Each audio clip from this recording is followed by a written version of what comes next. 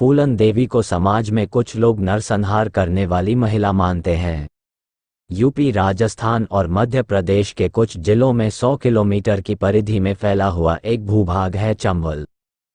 यहाँ की भूमि बीहड़ है जिसमें खेती नहीं की जा सकती है, लेकिन यहाँ दस्यु बहुत होते थे।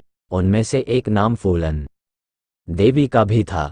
10 अगस्त 1963 को फूलन का जन्म हुआ। आज उनके जन्मदिन के मौके पर हम आपको उनकी राजनीति में एंट्री से लेकर दिल्ली में सरेआम हत्या तक की पूरी कहानी बताएंगे। 80 के दशक में फूलन देवी के बारे में लोगों को तब खबर हुई जब उन्होंने 14 फरवरी 1981 को कानपुर देहात के बेहमई गांव के 21 ठाकुरों को एक लाइन में खड़ा करके गोली मार दी। इसके पीछे फूलन का तर्क था कि इसी गांव के कुछ ठाकुरों ने उनको बंधक बनाकर उनके साथ 3 हफ्तों तक सामूहिक बलात्कार किया था। कहाँ हुआ था फूलन देवी का जन्म? फूलन देवी का जन्म जालौन जिले के गांव गोरहा का पुरवा में 10 अगस्त 1963 को एक दलित परिवार में हुआ था। उनके पिता का नाम देवी दीन था। उस पर भी दादा की मौत के बाद उनके पिता की जमीन को उनके चाचा ने हड़प लिया। चाचा की बेईमानी का पता चलने पर अपने पिता की दूसरी संतान फूलन वहीं धरने पर बैठ गई और लड़ाई हाथापाई तक आ गई।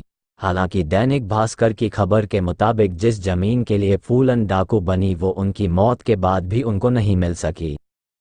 11 साल की उम्र में पहली शादी फूलन भी समाज की कई कुरीतियों में से एक बाल विवाह का शिकार 11 साल की उम्र में बनी, जब उनके ही पिता ने नाबालिग फूलन की शादी अधेड़ उम्र के शख्स पुत्तीलाल मल्लाह से कर दी। उनको ससुराल में बहुत प्रताड़ित किया गया और उनके पति का व्यवहार भी उनके लिए ठीक नहीं था। प्रताड़ना से बाद फूलन मायके आ गई। चचेरे भाई ने चोरी के झूठे इल्जाम में फूलन को जेल भिजवा दिया। यहीं से उनकी जान पहचान बागियों से होनी शुरू हुई। परिवार के दबाव से ससुराल आए फूलन ने अपने पति को छोड़ दिया और वह डाकुओं के गैंग में शामिल हो गई। बताया जाता है कि इस दौरान उनकी उम्र 20 साल रही होगी। खुद का गैंग बनाया। ससुराल वालों की प्रताड़ना से तंग होकर दस्यु बनी।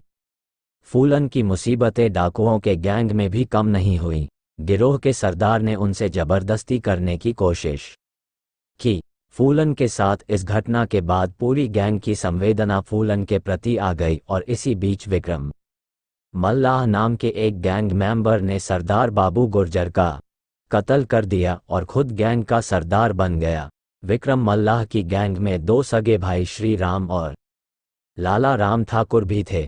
कहा यही जाता है कि इन दोनों ने बाद में विक्रम मल्लाह की हत्या कर दी और फूलन को अपने गांव बेहमई उठा लाए। यहीं पर फूलन के साथ उन्होंने बारी बारी से रेप किया। गैंग के बाकी सदस्यों की मदद से वह छिपते हुए बेहमई से भी भाग निकली और खुद का गैंग बना लिया, जिसकी सरदार फूलन बनी। बाद में उन्होंने इसी गांव के 21 ठाकुरों की प्रतिशोध में गोली मारकर हत्या कर दी। फिर मध्य प्रदेश में सरेंडर किया। 21 ठाकुरों की हत्या के बाद फूलन और उनका गैंग पुलिस की हिट लिस्ट में आ गया। यूपी से लेकर मध्य प्रदेश और राजस्थान में पुलिस लगातार बागियों का या तो एनकाउंटर कर रही थी या फिर उनको सरेंडर करने पर मजबूर कर रही थी।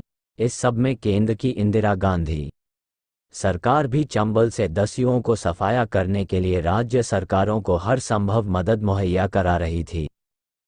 फूलन के दौर के कई बागी पुलिस में सरेंडर कर चुके थे। मध्य प्रदेश पुलिस फूलन के सरेंडर की कोशिश में जुटी हुई थी। सरकार ने पहले भी कई कुख्यात दस्युओं का सरेंडर करा चुके एसपी राजेंद्र चतुर्वेदी को फूलन का सरेंडर करने की कमान सौंपी। इस क्रम में एसपी राजेंद्र चतुर्वेदी ने फूलन की कई शर्तें मान ली और उन्होंने मध्य प्रदेश के तत्कालीन सीएम अर्जुन सिंह के सामने हथियार डाल दिए। 1996 में मिर्जापुर से बनी सांसद। 1993 में सरेंडर के बाद फूलन जब जेल से रिहा हुई, उसके बाद वह यूपी के तत्कालीन सीएम और समाजवादी पार्टी के नेता मुलायम सिंह यादव के संपर्क में आए।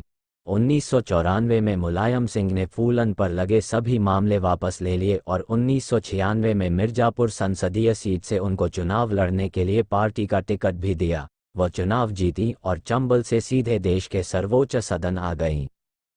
2001 में हो गई थी मौत। 25 जुलाई 2001 को अपनी राजनीतिक महत्वाकांक्षा की पूर्ति के लिए शेर सिंह राणा ने दिल्ली के अशोका रोड स्थित घर पर फूलन की गोली मारकर हत्या कर दी।